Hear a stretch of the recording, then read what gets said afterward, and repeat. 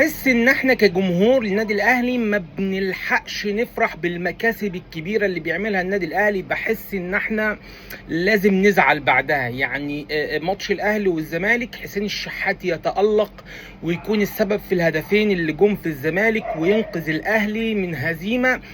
يعني كانت هتبقى موجعه جدا لجماهير النادي الاهلي، موجعه جدا لجماهير النادي الاهلي، ولكن حسين الشحات كان نازل مركز.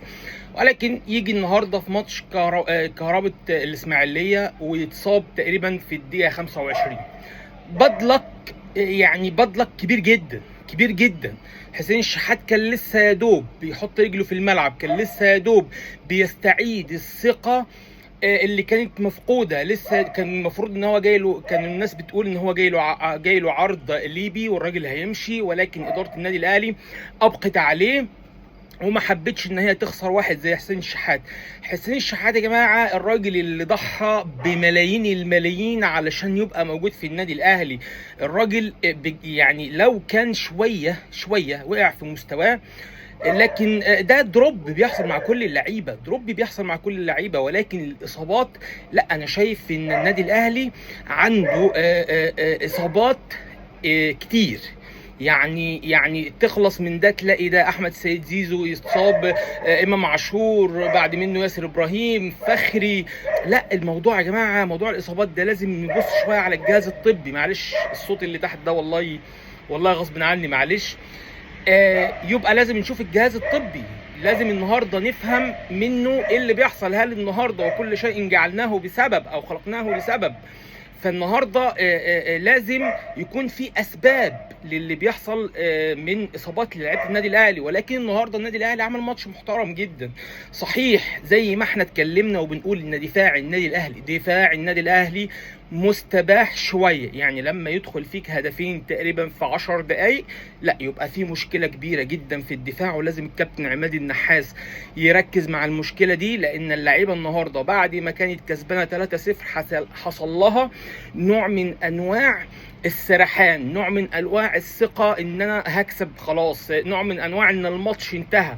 فكهرباء الاسماعيليه يفاجئك ويجيب فيك هدفين، ولكن اشرف بن شرقي بينقذ النادي الاهلي. يعني الراجل اللي عمل ماتش الزمالك ماتش كبير، الراجل ده انا نسيت اقول عليه حاجه مهمه جدا. الراجل ده شال كوره يا جماعه. الماتش اللي فات من الزمالك كانت هتبقى القضيه والاهلي كان هيبقى مهزوم 2-0، وعشان ترجع من 2-0 ل 2-2 وتدور على لا، الموضوع هيبقى صعب جدا. فشابوه اشرف بن شرقي النهارده بيجيب جون كأن ربنا سبحانه وتعالى بيكافئه. جون ولا اروع ولا احلى من كده. النادي الاهلي النهارده لعب بجماعيه كويسه، كانت الخطوط كلها قريبه من بعضها، اللعيبه كلها قريبه من بعضها، كان في تحركات بدون كوره، كان في اختراقات بدون كوره. كنا نشوف احمد السيد زيزو هو لسه ما دخلش في الفورمه قوي، ولكن لا، الراجل برده بيأدي، الراجل ليه لمسته. النهارده محمد علي بن رمضان برده لسه ما اداناش كل اللي عنده، لسه ما اداناش كل الفنيات اللي عنده، لسه ما اداناش كل المهاره اللي عنده، لسه شويه. ولكن الراجل برده بيأدي في الملعب. كل فريق النادي الاهلي نقول له شابوه. النهارده دلوقتي هيحصل فتره توقف، اتمنى ان اللعيبه تاخد نفسها، تبعد عن السوشيال ميديا، تعيش حياتها شويه مع اسرها ومع بيتها. لان لعيب الكوره يا جماعه ما بيقعدش في بيته، لعيب الكوره ما بيقعدش في بيته، معسكرات ودنيا وماتشات، وكل 3-4 ايام ماتش، فاللعيب ما بيقعدش في بيته. فيعني فتره التوقف دي اللي هيروح المنتخب اوكي ما فيش مشكله، واللي هيقعد في البيت ياخد قسط من الراحه. شفت النهارده الكابتن وليد صلاح الدين؟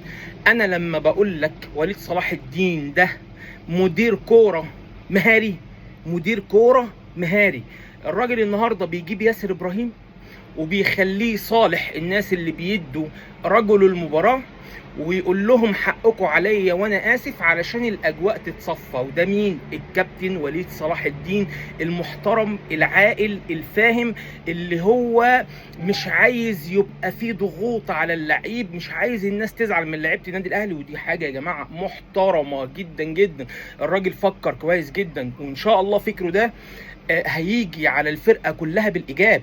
وليد صلاح الدين مع الكابتن سيد عبد الحفيظ ان شاء الله هتشوف اهلي تاني، وهتشوف فكر تاني، وهتشوف استراتيجيات تانية، وهتشوف الاداريات تانية، وهتشوف ان انت ممكن يدخل لك مداخيل ماديه كبيره جدا اكتر من الدوره اللي فاتت. ان شاء الله كل التوفيق للنادي الاهلي. طب يا جماعه، هل دلوقتي في فتره التوقف دي النادي الاهلي يجيب مدير فني اجنبي؟ يعني اولا باخد راي حضراتكم، فسيبوا لي في الكومنتات رايكم، واتمنى ان احنا نشير الحلقه ونعمل اشتراك للقناه. وهل النهارده النادي الاهلي هيجيب فتره توقف مدير فني اجنبي؟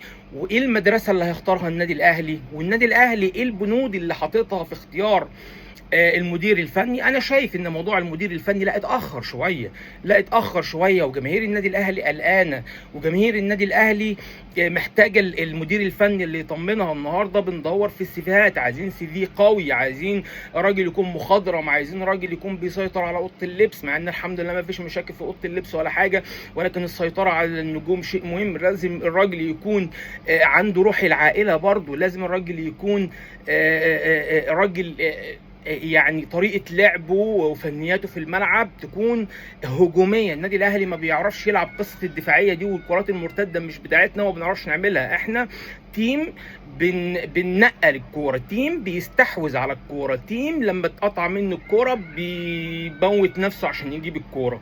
فانت النهارده لازم تختار اختيار سليم. هنقول ان لجنه السكاوتنج شغاله كويس، هنقول كده فرضا، وهنقول ان احنا نتريثنا على المدير الفني علشان الكابتن عماد النحاس فاز على الزمالك، فاحنا ما عندناش ماتشات كبيره جدا، فممكن نستنى لشهر يناير ونبقي على الكابتن عماد النحاس. هنقول كده، ولكن انا شايف ان من اول شهر يناير اتمنى يكون في مدير فني اجنبي للنادي الاهلي.